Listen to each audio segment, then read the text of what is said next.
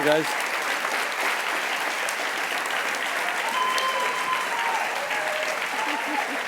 We have a jungle. You got the jungle. That's very nice. Please take a seat. Hi, everybody.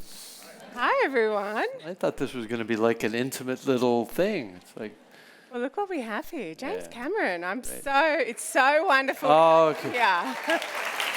Well, thanks, Vanessa. Really such a privilege. And in the room, we spoke about this. We've got many of our country's leading executives, but we've done something a little bit different today. We've asked them to bring someone that was really special to them, that we wanted them to inspire, or that they wish to inspire. I see we got a lot of young people here. We have got quite a few young people here. Yeah, that's great. That's great. Absolutely. Look forward to this. We've got my own young people here. We've got okay. many other people's young people Put up here. your hands if you're her children. No, don't. No. Don't do that. Okay, we've got them over here. Okay. Hi.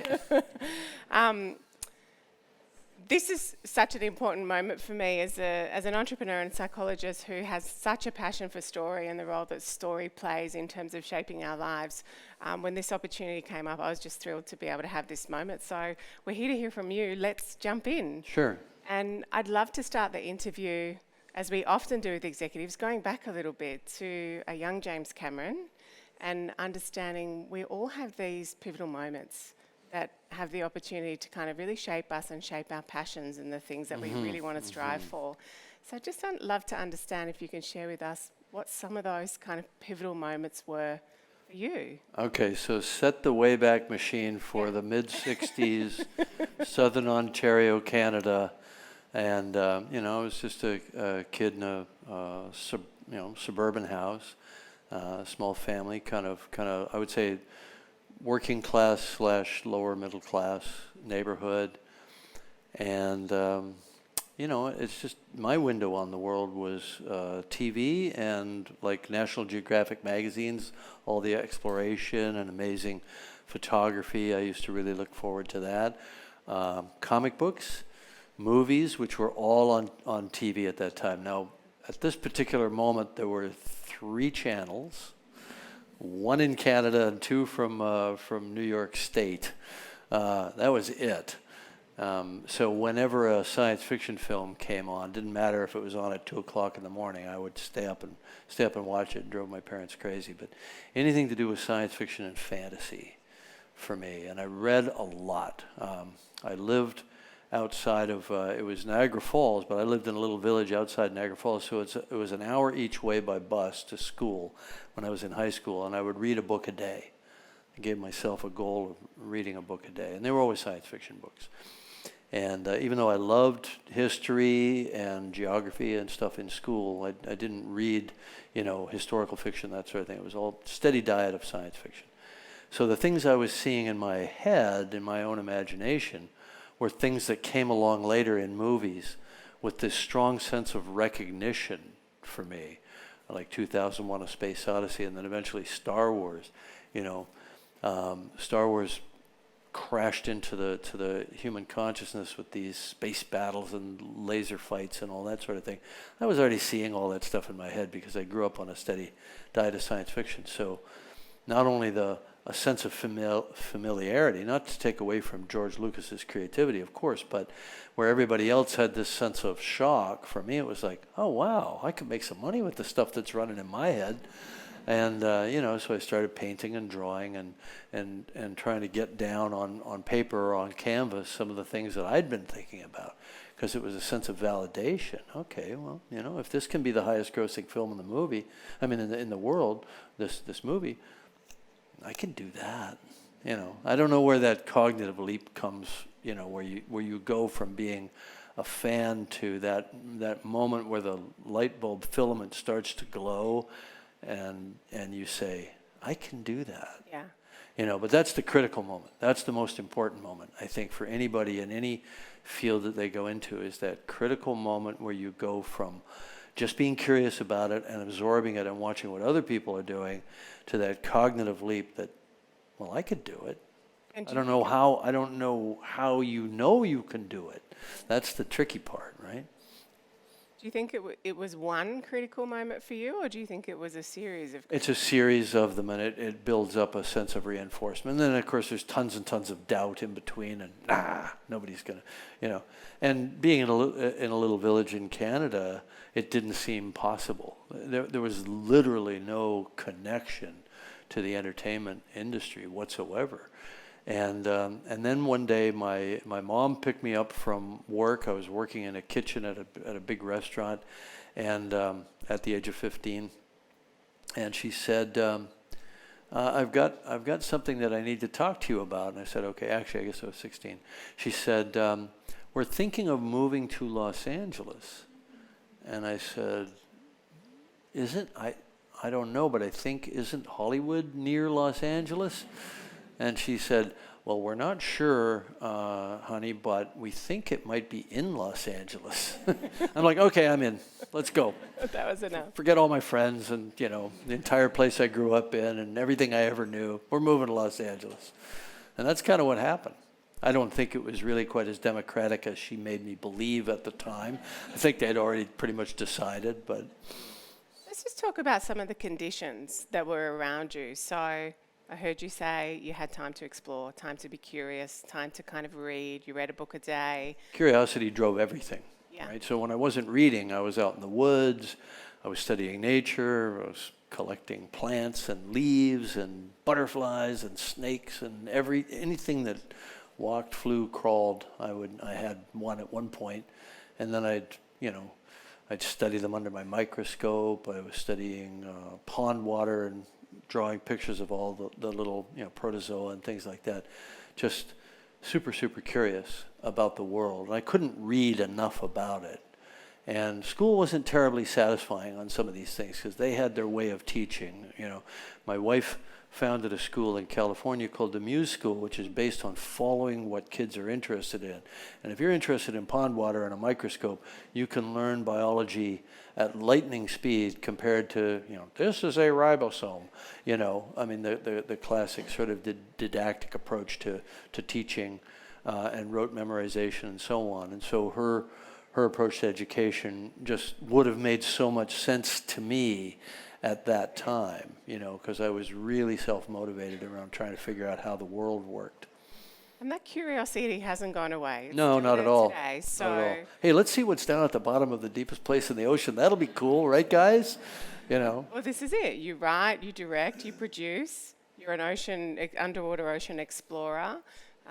They're very different disciplines in the are. sense that one, is exploration, investigation, and I'm not a scientist by training, but I know a lot of science. I always say on my expeditions, I know more geology than the biologist, and I know more biology than the geologist on the expeditions, because they're highly specialized fields, and I'm more of a generalist. But I love to give access to scientists to these places that they don't normally get grant funding to go and investigate and take samples and so on. So for me, the curiosity's never stopped. And I probably would have been perfectly happy just like leaving filmmaking forever and never coming back, just to follow that, Passion. Yeah, exactly. And it is a passion. But the Avatar film, I think not only did it make a lot of money, but that was more of a metric of like how many people it touched around the world in all kinds of different cultures around these ideas of nature, connection with each other, connection with nature, venerating nature at a time when we're basically destroying nature as fast as humanly possible. I thought, okay, I really need to go back and do that. That felt like a calling, I want to talk about that for a second because we talk a lot in business life about purpose and how important purpose is, and purpose can be something that we hold up here. And I recently had a conversation where someone described their purpose to me as fire, and they talked about it coming from the soul, that it actually was in here and it came from inside. I think that's true. And if you could just share a view on when it comes to the things that motivate you, like the projects that you're thinking about and when you absolutely have to do them, what sits behind that, and what are the ones that you decide, no, this is one I have to do and I'm going to fight for it, even if it's difficult to pursue it? Well, it's interesting. I mean, I've got lots and lots of ideas, and some of them I know are quite commercial. Yeah. I'm not necessarily attracted to something because it's commercial.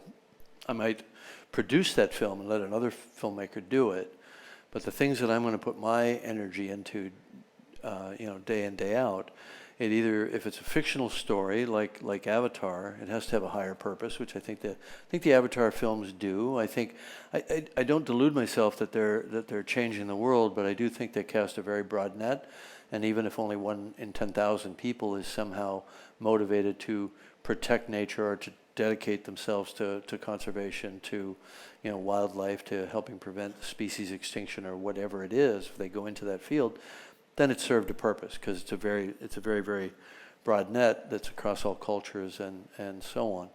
So I've decided to continue in that IP. So we're doing Avatar 3 right now. It's actually all shot. I'm in post-production. Avatar 4 is partially shot. Avatar 5 is written and fully designed. So we'll go on to that in due course. But then the other stuff that we're doing is more in the sort of natural history, documentary, unscripted area. And we did an Emmy-winning series called The Secrets of Whales, Secrets of the Whales, a couple of years ago.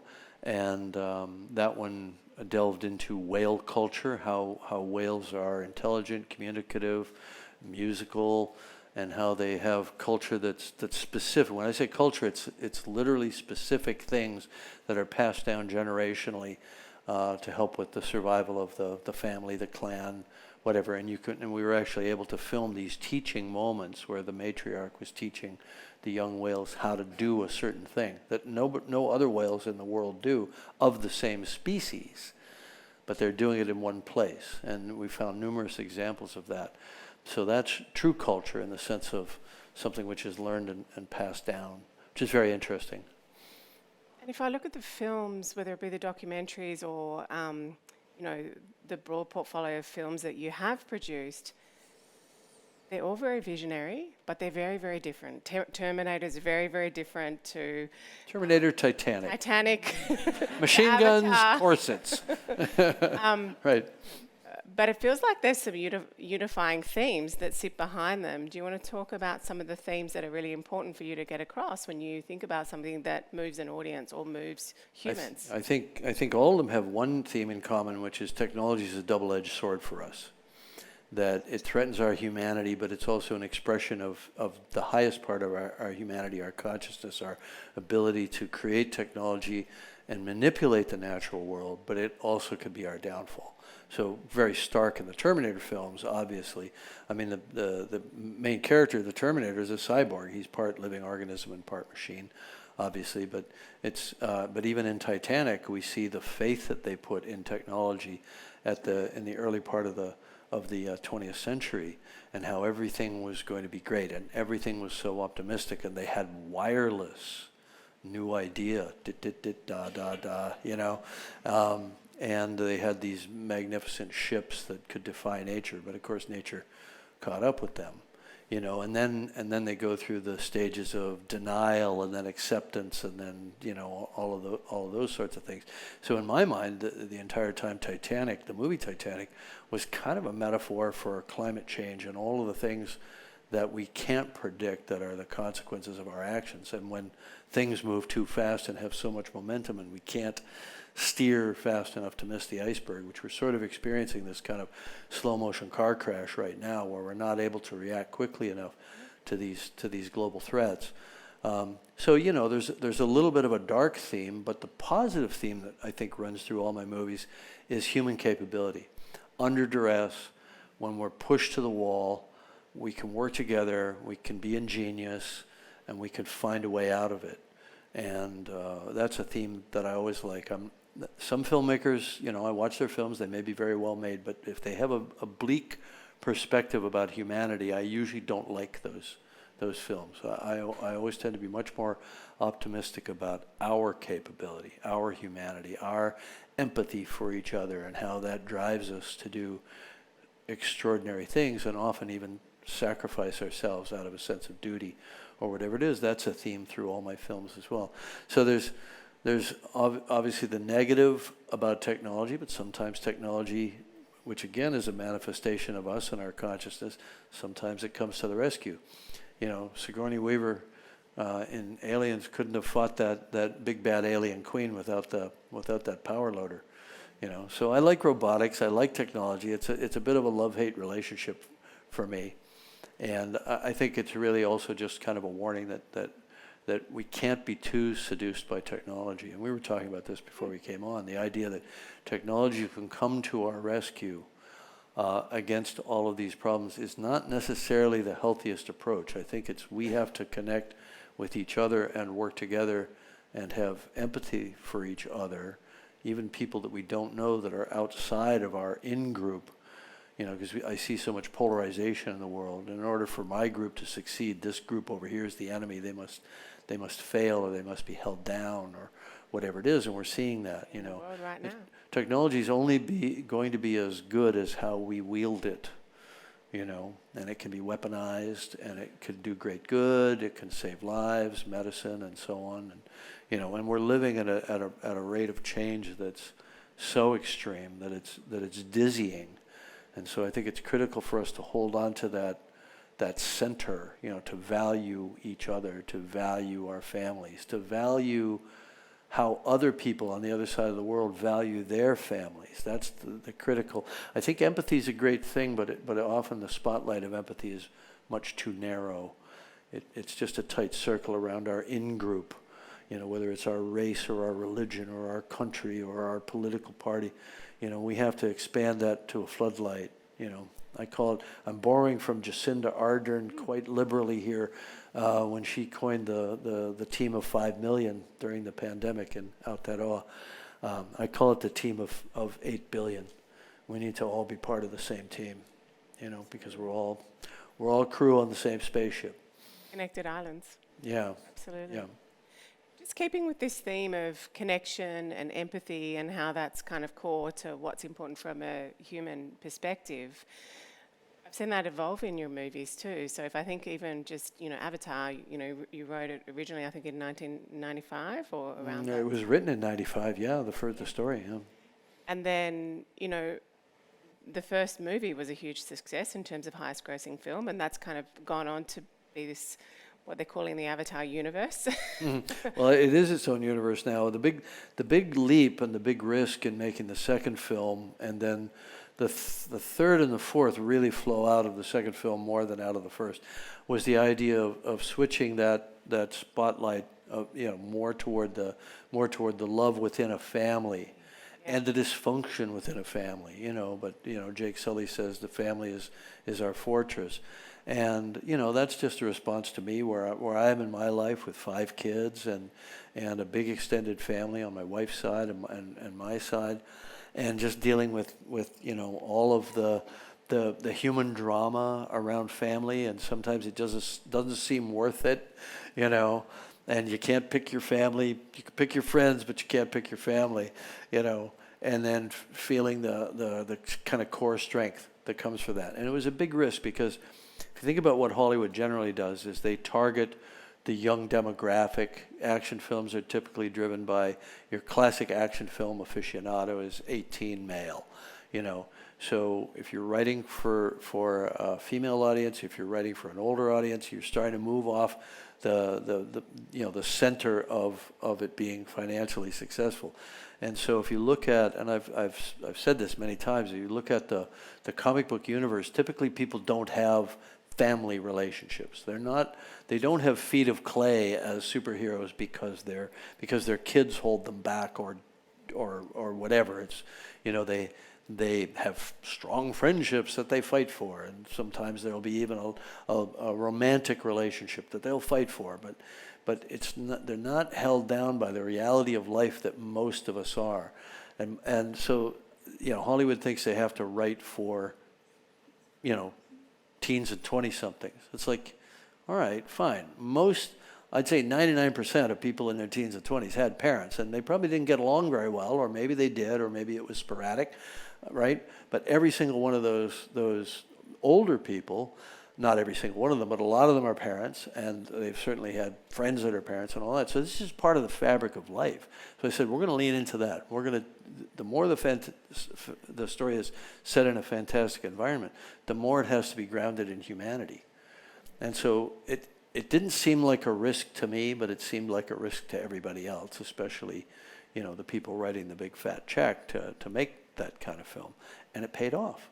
People related to it. And while they loved the fantasy elements of the underwater and all that, where it really worked for them is they were bawling their eyes out at the end of the movie. Large portions of the audience were. And so, to me, that's my success metric on that, is that we hit the heart, not just the visual cortex. And what I'm hearing you say when you talk about that is you have to give some of your heart to get to the heart of it. So you spoke about it being about family and the context of connecting it to your own family and Sure. your lived experience. I couldn't have written that film 25 years ago, before we had our family. My question is, with so many executives in the room who, we have our work self and we go in and we Right. put our veneer on and we're professional and all of those things. But at the end of the day, we go home and we hug our kids and, we go to the movies with them and we cry with them. Compartmentalized between the two environments. Absolutely. What do you think is important in terms of leadership roles, in terms of bringing some of that emotional connection in? I think you have to see the people you work with as complete people. If they have kids, talk to them about their kids, have a complete relationship with them, not a compartmentalized working relationship. I think that's really important, and that's not intuitive. I don't know if they teach that in business school. There's a lot of knowledge that's passed down that's kind of strategic, a lot of leadership lessons. But I think the important thing is to see everyone you work with, see them as people, ask them about their lives. If there's a problem in their life, talk to them about it. Connected. Not in a creepy way, but in an open way. I mean, I share my life problems and my relationships with my kids and stuff like that with the other people I work with. So, I think we call it the Avatar family. We have a kind of weird extended family. We all know each other. We work together so long. We're at about the 17-year mark at this point, because we started in earnest in 2006. And it's the same team now that it was then. It's more or less the same cast. It's the same technical team, the core team. A lot of the peripheral folks that kind of come and go, they move through and they'll move on to other effects communities and that sort of thing. But our core team is very loyal. They all came back after the first production. Part of that was the glow of success, but it was also that glow of accomplishment. They felt good about what they had done. They knew they were at the cutting edge. They knew that they were doing something that had never been tried before, that was very disruptive, and that we were successful at it. And we knew that we hit obstacles that seemed insurmountable, and then we figured out our way through it. And that's a bonding experience. I've found the same experience on like the expedition projects, when some really hard problem comes up and we work our way through it and we solve it, and we take our machines into the deep ocean and we operate them and we bring back the imagery or the science, whatever it is, whatever our goal is. When we succeed at that, you're connected to those people. And I love that feeling. To me, that's almost the greater metric of success, really, that you come out of a project with a sense of having done something with other people and having this deep and abiding respect for them, and knowing that they respect you, meaning in my case, me, right? Because I've earned their respect, not because I'm the boss, not because they've been told I'm the director, but because they've seen me roll my sleeves up and get in there with them and help them solve the problem. Is that different now to in the early movies? The earlier movies, I mean, we all had to work together because we didn't have the kinds of resources that we had later. But I think I put the movie first. There's a weird thing that happened. There was a transition point after Titanic where the movie was now not the most important thing anymore. The most important thing was the day-to-day process of the making of the movie with the team. And that's a big shift. That's a big shift for a filmmaker, because when you're starting out, it's all about that end result, and you'll do anything to get that end result. And maybe that makes you impatient. I don't think I ever did any sort of ad hominem attacks against people, but I know I was impatient, right? And, you know, and toughness is even celebrated, right? And I always say that, you know, Hollywood is a bad environment because it gives a lot of positive reinforcement for bad behavior. And as long as you're successful, it doesn't matter, you know. So I had a big reboot after Titanic. I took an 8-year hiatus from movie making and did documentaries, which isn't really a hiatus from filmmaking. It's just doing a different type of filmmaking.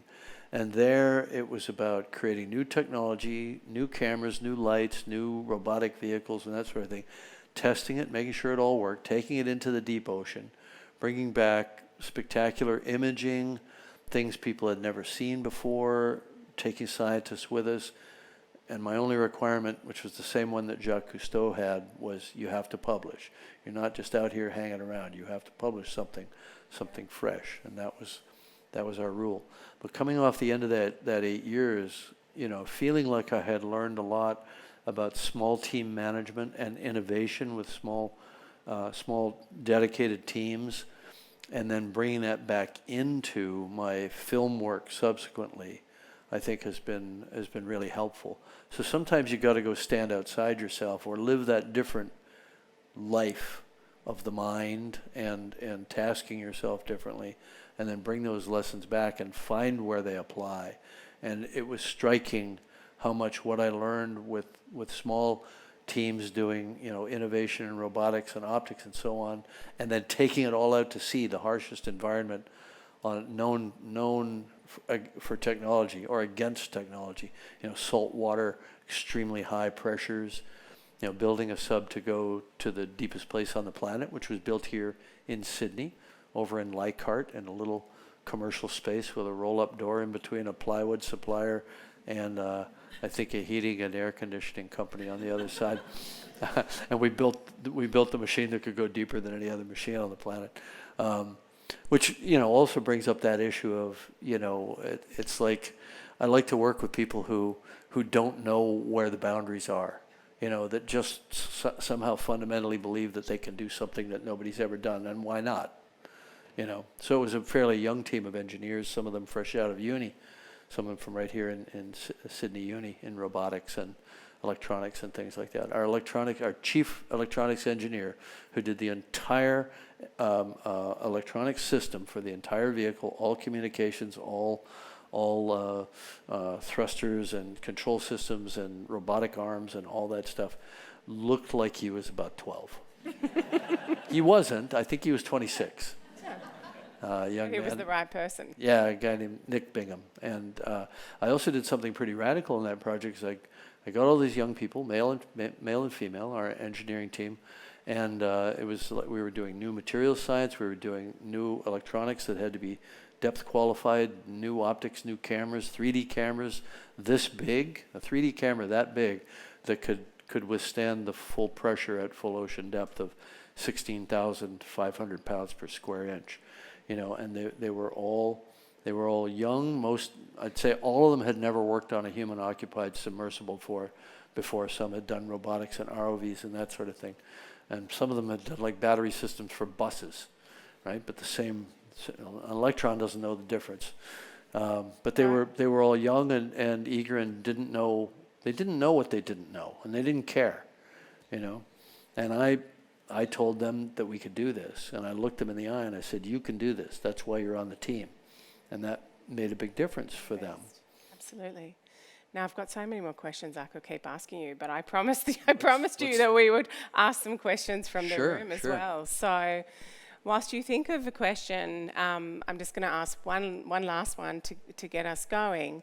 When you think about the young people in the room, right early on when we started talking, you mentioned the word doubt. Of course, you have these doubts. Right. What would be your And we were talking backstage about, you know, sometimes, I'm going to say kids, but I mean, you know, maybe teens, 20-somethings, you know, and young, I mean, just on that cusp of figuring out who you are.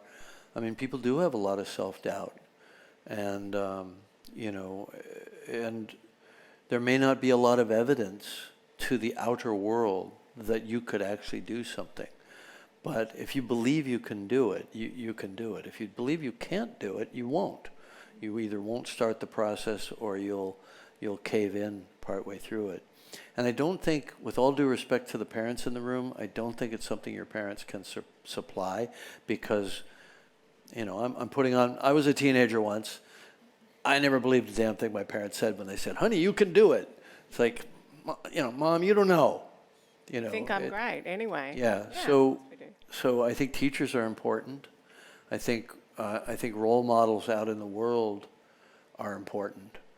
But I also just think, you know, it's easy to say believe in yourself. I think it's harder now than it's ever been, if I had to guess. And I'm not a child, you know, psychologist or a psychologist trained in the issues of young people. But, you know, when I was writing Titanic, the book that I reread over and over was a book called Reviving Ophelia, and it's a book about about how young women go through a change from being very confident in their prepubescent years, being very curious and feeling very capable, and then society, school, peer pressure, trying to fit the role that's expected of them in order to find a mate and all the things that society requires. It kind of crushes their spirit of curiosity and competence. But I think it's a bigger problem now. I think that guys and gals are facing this issue of, who am I? What do I have to add to the world? There's 8 billion people on the planet. People are so creative. You know, I don't have that. It's like everybody has got something. Something special. It's got something. And it may not be what your parents want you to be, you know. And I think that's an important thing for parents to think about as well. You know, my child is going to go to the best university and, you know, be CEO of the company by the time they're 35. They may not want that, you know. The epiphany for me is, my wife Susie's an educator. She started a school in California called the Muse School, and she uses something called the process communications model, which I would encourage everybody to check out. It was created by a guy named Tabby Kaler, initially for selecting astronaut crews when they went up to the space shuttle, and they were going to have 7 people and a pressure cooker of training and then on the mission and that sort of thing. And it's a very interesting model for understanding interpersonal communication. And basically, there's a lot of people that literally cannot hear a logical argument. It doesn't work for them.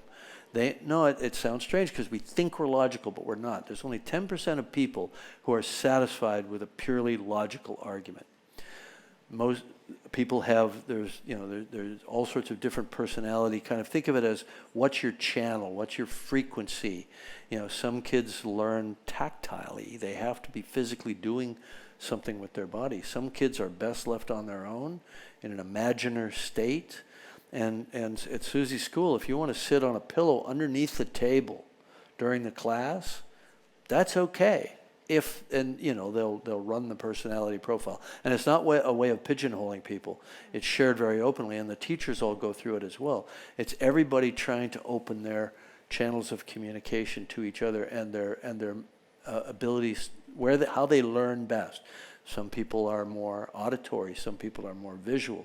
Some people do process some people need order. They crave order. Some people crave disorder, you know, and we're all born different. And so part of it, I think, is finding out how you hear, how you process, how you communicate, you know, and then making sure that the people around you understand what your best channel is as well. You know, some people need a directive. They need something to do. You have to tell them what to do. Other people, they don't want to be told what to do. They reject authority. But everybody will learn and prosper and bring their best game once they understand how they hear and process, and once everybody around them does as well. So I would also recommend this type of model being studied by team leaders, bosses, and so on, you know, because sometimes it's like yelling at a fish, you know, and doesn't do the fish any good, doesn't do you any good, you know, because you're not communicating, right? And so I think that's a really critical thing. And I was saying it in my remarks to the larger group, you know, seeing the people that you work with and understanding them as total people, letting them understand you and see your own vulnerabilities. I also find I've been doing this a lot in the last decade. I'm not always right, And if I'm wrong, and if I've made a mistake, especially if I've been a little hard on somebody, don't apologize privately. Apologize publicly. Get the whole group together and say, okay, I was wrong. I was wrong about this, and own it, and own it to the group, because then you're all on a level playing field of respect. The hierarchy doesn't go away, but people feel more, kind of more empowered, I think, in that scenario. There's a lot in there to think about in terms of, we're only just learning how neurodiverse we are as people. Exactly. And I love what you said about the role that we play in terms of kind of bringing people through those pathways of their lives and through our workplaces as well. And I think we've got a huge role to play in terms of how we mentor. Yeah. But let's go to the first question. Who's got a question? Right up there. I'm going to let you pick. Well, you could tell he was like, I'm going. I think this might be a young aspiring filmmaker, to be honest. So you are correct. First of all, I want to say thanks for inspiring me as a kid. I watched Aliens of the Deep about 20 years ago, and Yeah. I also grew up on... So you were 6. Actually 8, but I also grew up on Star Wars and Nat Geo, and now 17 years later, I'm doing feature films with like Jill Heinert, cave diving, and really Great. inspired by that whole Great. CX. So as a director, my question to you is, when you're juggling the suits in Hollywood and producers and audiences and all these people who have, wills of their own or opinions about the work that you're trying to do, where do you draw the line in terms of appeasing the people you're working with, or doing Tricky, right? and doing what you want? So Yeah. what do you do in that situation? I think it's good to listen to everybody and reserve the right to not do what they say. No, and I don't mean that in a flippant way. It's not like I'll go into the conversation knowing in advance I'm not going to do whatever it is you say. It's going in and being open, because a good idea can come from anywhere. And I think people think that filmmakers that are successful have this kind of crystalline vision of the film from the first instant. Somehow it exists entirely in their head, and then they're just trying to effectuate it in the world. But it's not like that at all. There's a script, there's a story, but big parts of it are very out of focus, and the actors bring so much to that and bringing it to life that you have to be very fluid and follow the energy that's brought by other people. And, so I work with studio executives now at Disney, and I listen to what they say if they have concerns when they see the movie. I also reserve the right to be the final arbiter.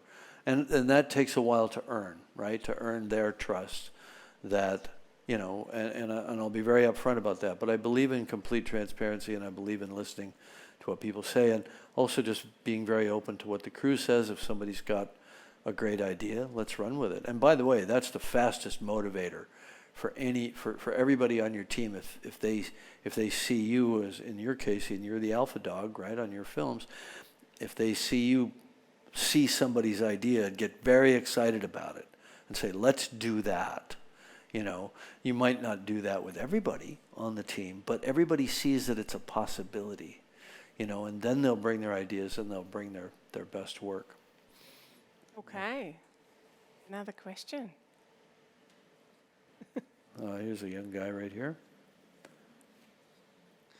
Do you think you had more or less boundaries when you were younger? Oh, good question. Boom!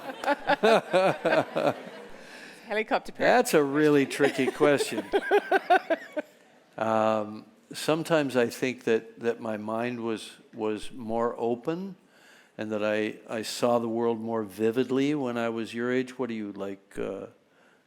Yeah, I was going to guess like 11, 12.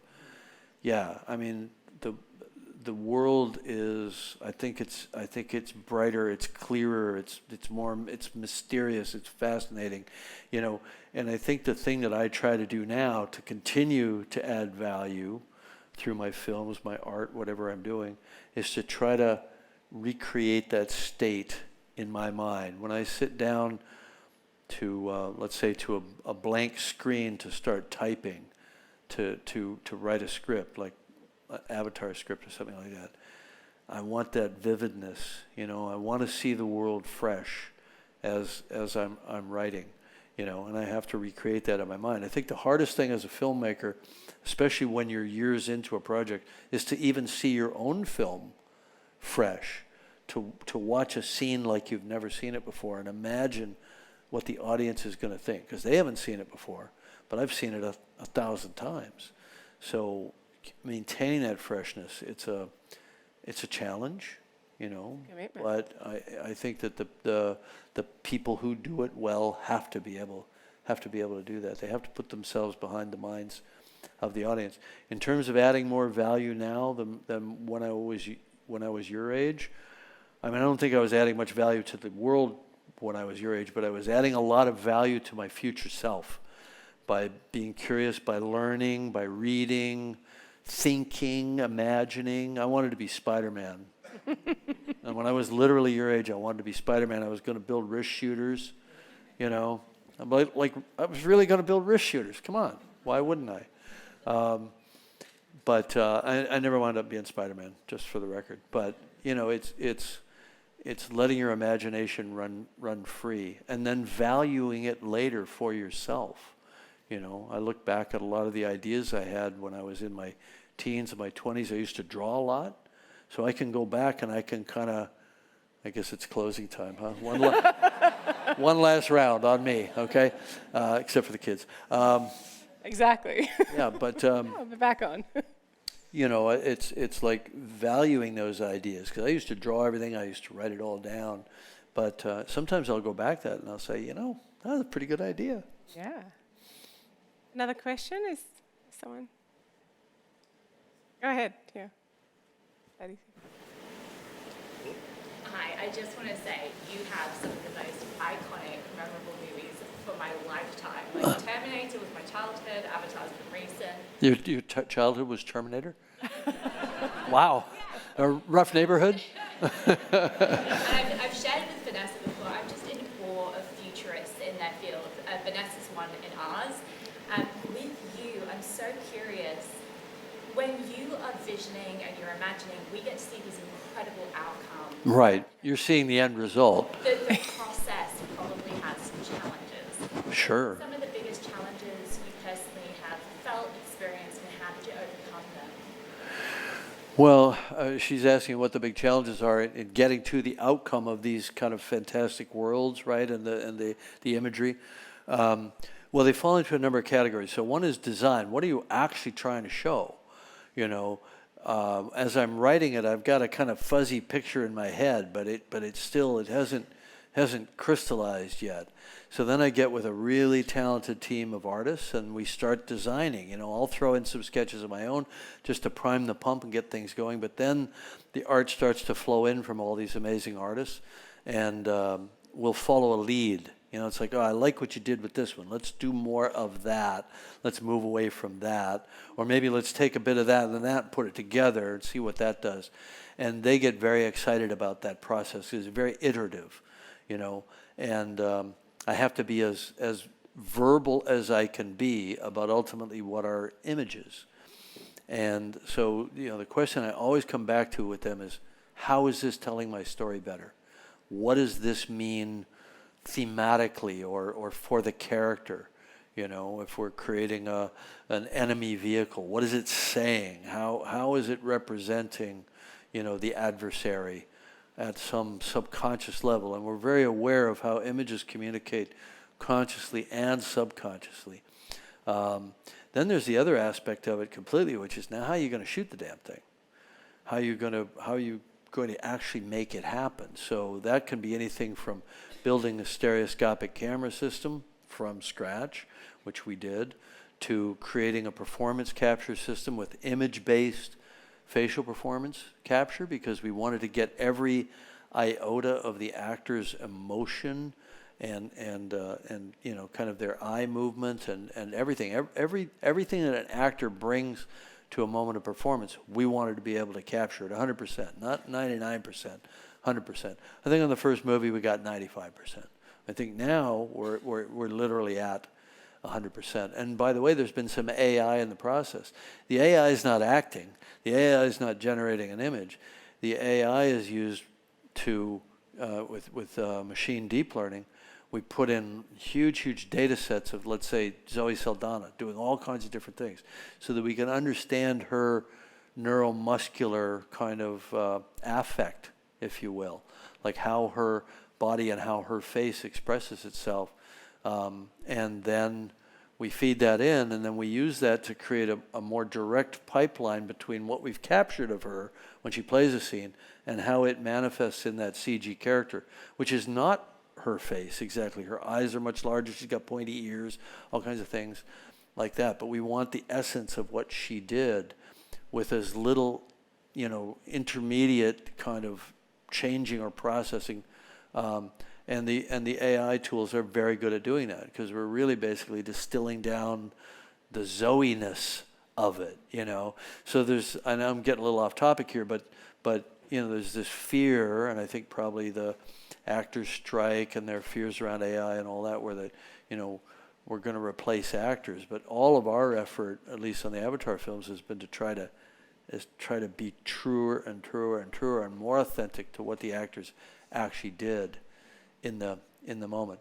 So it's like there's a number of different challenges. There's like, what are you going to try to show? That starts with the writing. What are we going to try to say? What's our story, right? And then what's it going to look like? And then how are we going to accomplish that?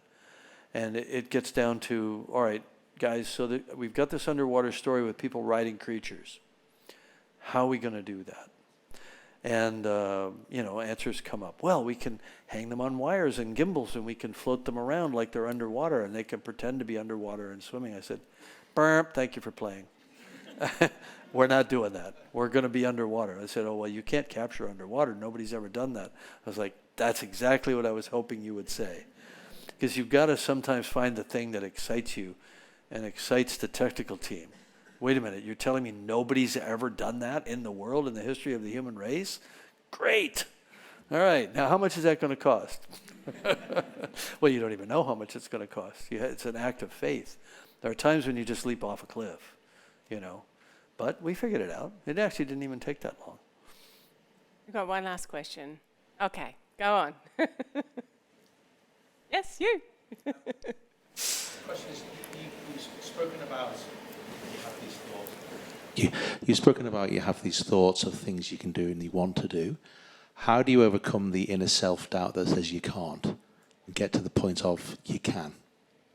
Because we all have it, right? Well, we all have that, right? We all feel that self-doubt. I think about things for a long time before I act on them, sometimes years. And there's a moment where I can see a path. I know it's going to be hard, and I don't know all the answers. It's an interesting thing in the novel Dune, which was written back in 1965. Frank Herbert talked about the second sight, or the ability to see the future that the character has. And he said it's like a road that dips and comes back up and dips and comes back up. And you can see all the way into the distance that the road is still there, but you can't see what's happening down in the dips. It's like that, right? But if you can see that path to get to the goal, I'll go for it. And then I'll get surprised by the stuff I didn't know was going to be a problem. And it's a little bit of instinct. They talk about neural net processors, these large language models and Gen AI and stuff like that. The way it can't tell you how it got to the answer, like a chatbot can't tell you why it said what it said because it's a neural net. So it's processing massive amounts of data, finding commonalities between them. And you can even give it the same text prompt and you won't get the same answer twice. I actually think they think a lot like we do, if they're thinking at all. But I think our thought process is a neural net. We don't always know why we conclude something, but we conclude it and we have a certainty about it. And I look for that state, but it's informed by massive amounts of reading, previous experience. I think, part of my success in the various projects that I've done is a kind of an instinct around what are going to be the showstoppers. right? So if you're multitasking across a number of different parallel pathways that are all going to converge to, let's say, a very complex system like a vehicle. Nothing more complex than doing a vehicle project, because there's mechanical engineering, electronic control systems, all sorts of things that go into it. It all has to converge to a point in time where that vehicle exists and you're going to drive it around the ocean. I've always felt that I have a ability to know where we're going to stumble, right? And pull that forward and get people thinking about it early enough that everything proceeds on track. But that just comes from experience. That comes from years and years of doing things and seeing what works and what doesn't, and pulling your hair out when one thing stands proud and everything else has been done, but the one thing isn't done, and so you can't move forward, you know. So I think that's why it's good not only to have, you know, young folks with the eye of the tiger and a lot of hot theory. It's also good to have, you know, a couple of experienced hands in there that know where it's going to go wrong, and not to pump the brakes and hold things back, but to anticipate those problems. And so I try to set up a team with that as well. You know, that voice of experience, not a negative voice, but just the ability to anticipate showstoppers in a parallel processing. I'm also a huge believer in parallel processing. If you've got to get a whole bunch of stuff done in a relatively short period of time, and you can break it up across multiple people effectuating all in parallel, and you can coordinate that, then you stand a much better chance of getting it done, which is really what a movie project is like. So many things are happening in parallel. So many plates are spinning all at once, and it all comes down to a deadline.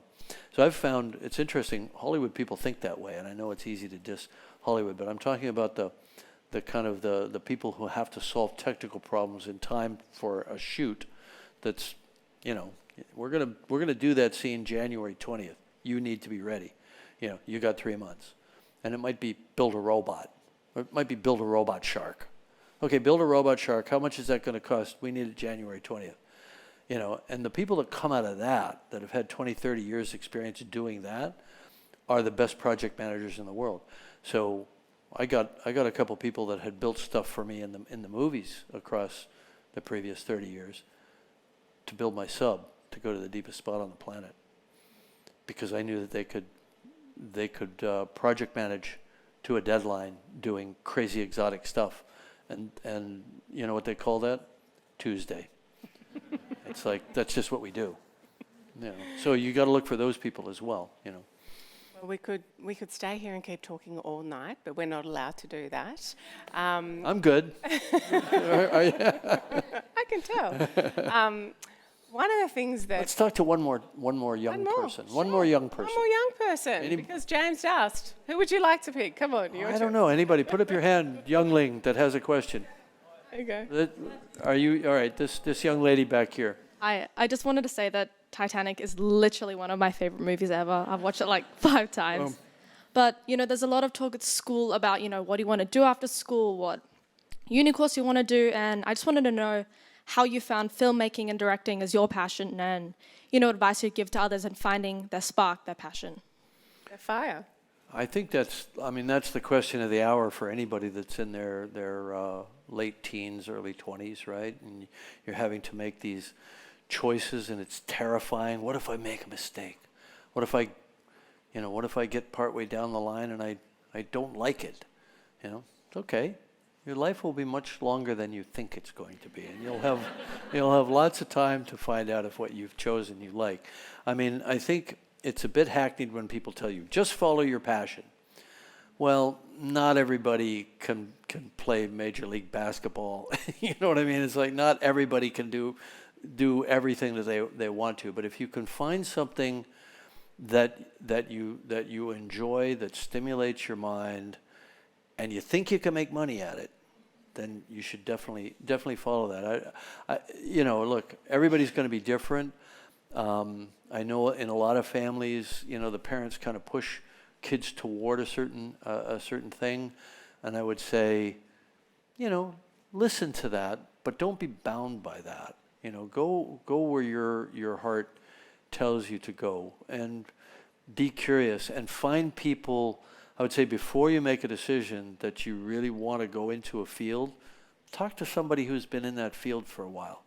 And I think the schools are getting better at effectuating that, right? At getting people to be able to go out and talk to people who are in a job and find out, you know, if it's really something they want to commit their life to. Yeah, exploration. It wasn't so easy for me to just go up and talk to any old explorer, right? But I'll tell you what, filmmaking is great because it opens a lot of doors because you're always doing something different. And once you're a filmmaker, you could sort of just call up anybody and say, hey, I'm doing research for a film. You want to talk about it? And they're like, oh, somebody wants to make a film about what I do. It always works, right? I mean, I went to the South Pole because I told them I was doing research for a movie that I really had no intention of making. I just wanted to go to the South Pole, you know.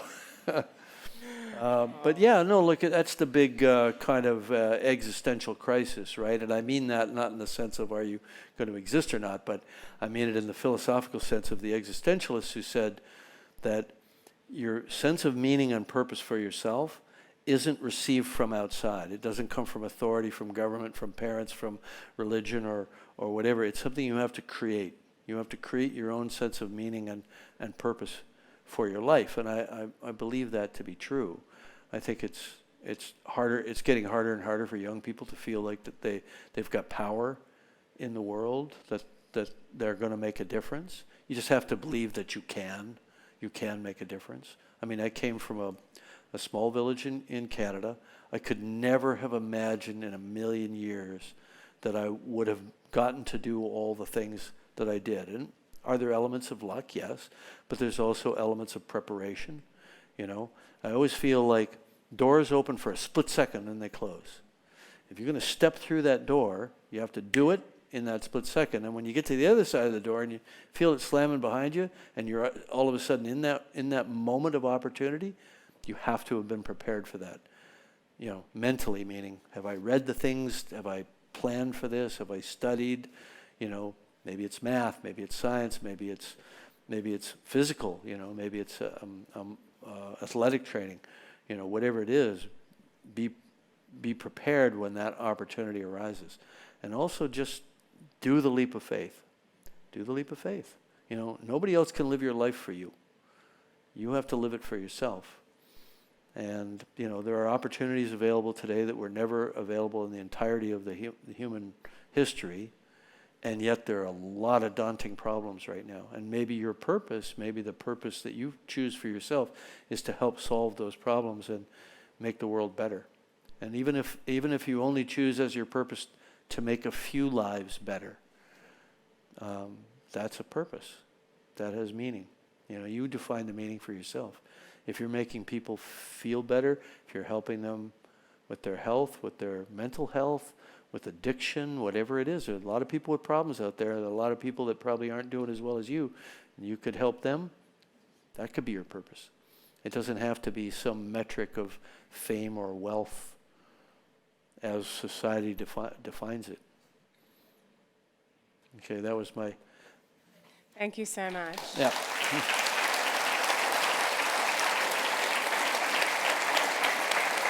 Thank you. That was Existentialism 101.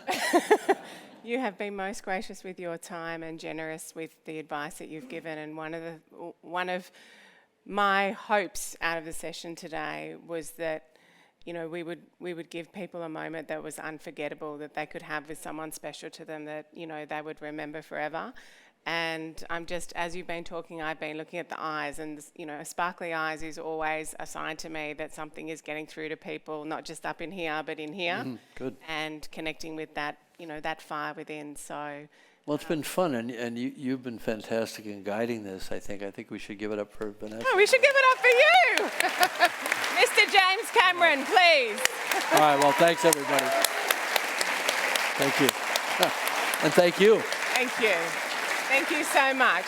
I love seeing all these young faces. Pardon? Said I love seeing all these young faces. I know. Thank you so much. And I just want to say thank you in the spirit of acknowledging the team. It was probably almost a year ago that one of my team, Carla Rossi Zalmans, came to me and said, "Oh, the mother of the of the existential question." Right. Came to me and said, I'd love us to connect with James Cameron. And it was her vision. It was her Oh, well, vision. thanks for thinking of that, because you. here we are. So thank you. All right. Well, thanks, Vanessa. Thank you so much. Thanks, everybody. This has been great. Thank you. I really enjoyed it.